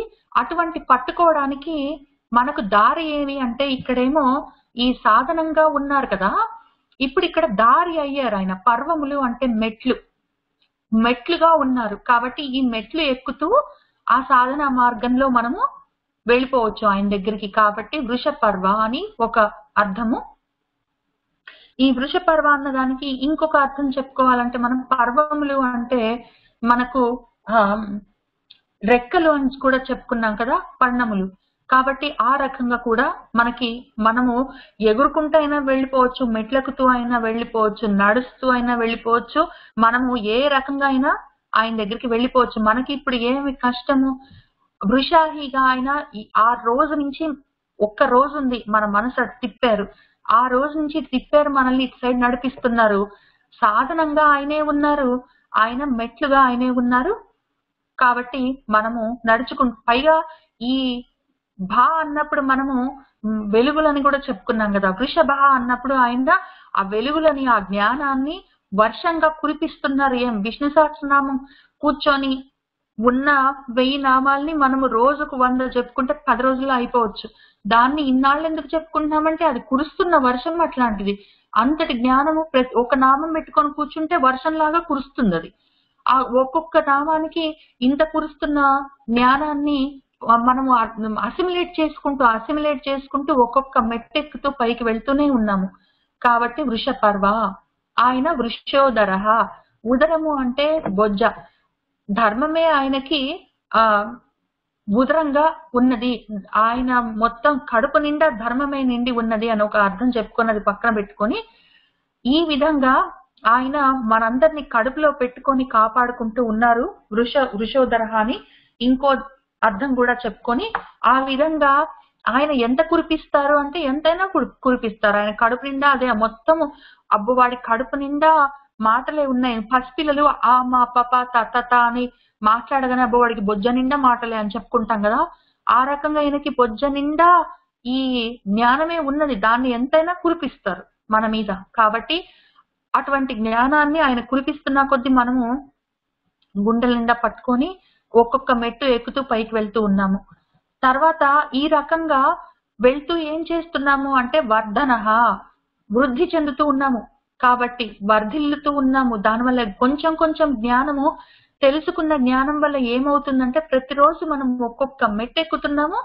ఈ రకంగా వృషపర్వాన్ని ఒక్కొక్క మెట్టు ఎక్కుతూ ఒక్కొక్క రోజు మనం ఇంకా కొంత వర్ధనం బాగా వృద్ధి చెందుతూ పైకి వెళ్తూ ఉన్నాము. కాబట్టి వర్ధనః. ఈ వృద్ధి చెందడం కూడా ఎన్ని రకాలుగా అంటే నాకు జ్ఞానంలో వృద్ధి ఒకటే కాదు, నా జీవితం కూడా బాగుపడేదానికి దారి ఒకటే కాదు.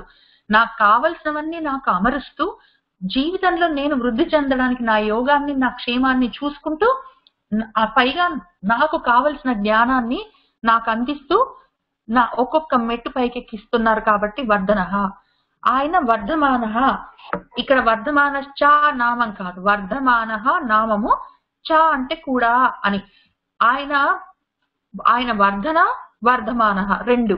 కాబట్టి వర్ధనః అంటే వృద్ధి చెందుతూ ఉంటాడు, తర్వాత మనం వృద్ధి చెందుతూ ఉంటే ఈ రకంగా వర్ధనః అన్నప్పుడు ఆయన వృద్ధి చెందుతాడు. విశ్వంగా కొన్ని కోట్ల బ్రహ్మాండాలు ఎక్స్పాండ్ అవుతూ ఉండాలి అంటే ఆయన కూడా వృద్ధి చెందుతూ ఉన్నట్టే కదా.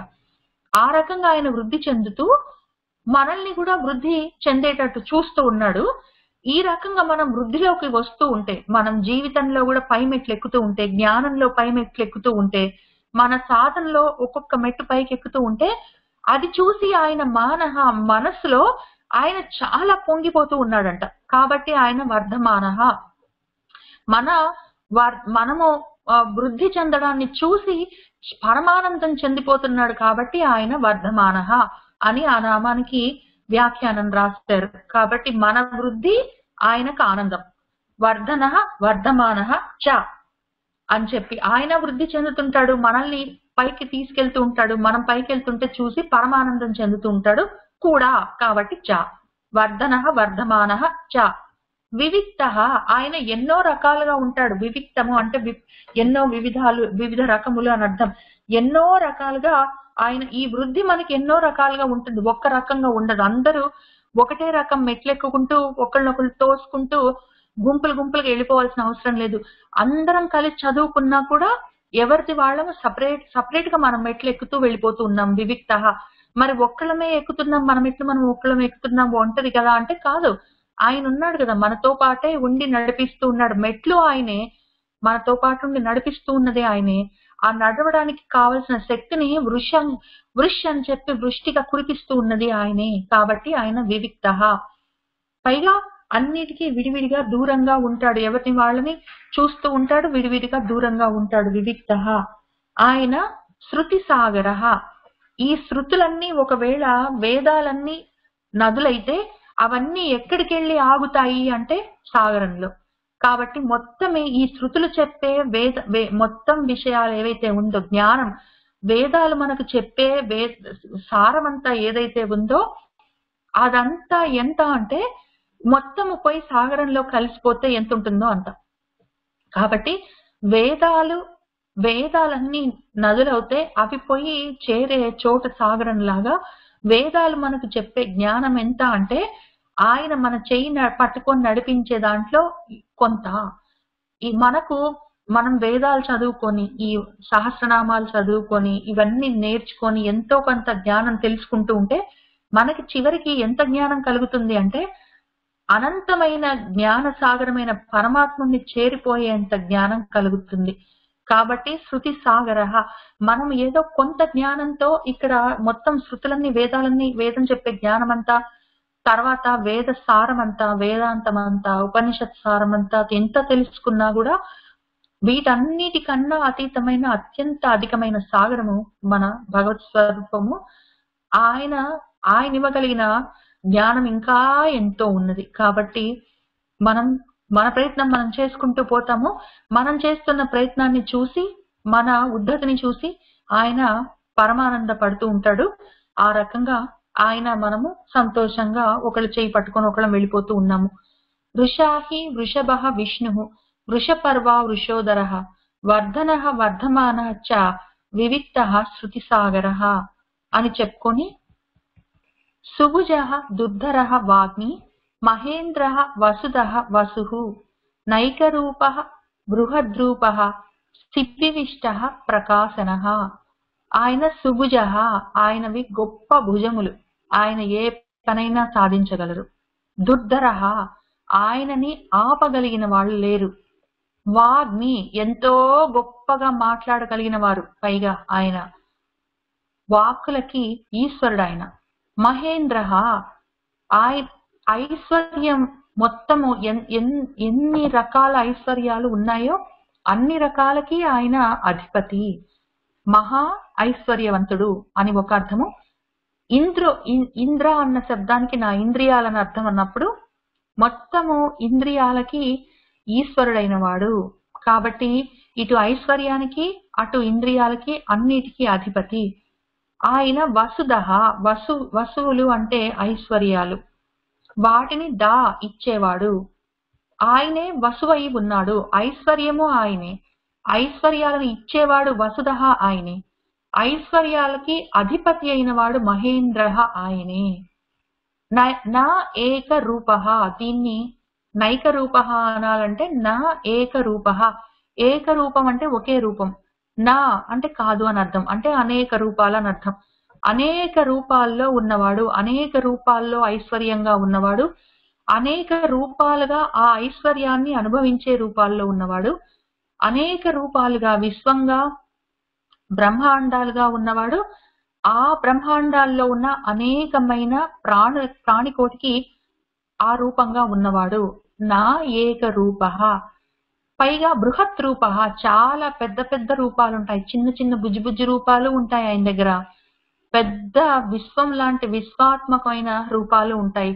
కాబట్టి ఆయన విశ్వరూపః, బృహద్ రూపః. సిపివిష్టః, సిపి అంటే కిరణాలు, కాబట్టి కిరణాల స్వరూపంగా ఉన్నవాడు సిపివిష్టః. అటువంటి ప్రకాశాన్ని ఇవ్వగలిగిన వాడు అని చెప్పి మనం కొంతవరకు అర్థం ఇవాళ చెప్పుకున్నాం. మళ్ళీ మనం కొంచెం లోతుగా వచ్చే వారం చెప్పుకొని అక్కడి నుంచి ముందుకు వెళ్దాము. సిపివిష్టః అంటే, సిపులు అంటే వెలుగులు, వాటి లోపల ఆవేశించి ఉన్నవాడు సిపివిష్టః. ఆ కిరణాల లోపల ఉన్నది ఏమి అంటే ప్రకాశము, ఆ విధంగా ఉన్నవాడు అని చెప్పి సుభుజః దుర్ధరః వాగ్మి మహేంద్రః వసుదః వసుః నా ఏక రూపః నైక రూపః బృహత్ రూపః సిపివిష్టః ప్రకాశనః అని వాళ్ళకి ఇక్కడికి ఆపుకుందాము. సర్వం శ్రీకృష్ణ పరబ్రహ్మ పాదారవిందార్పణమస్తు.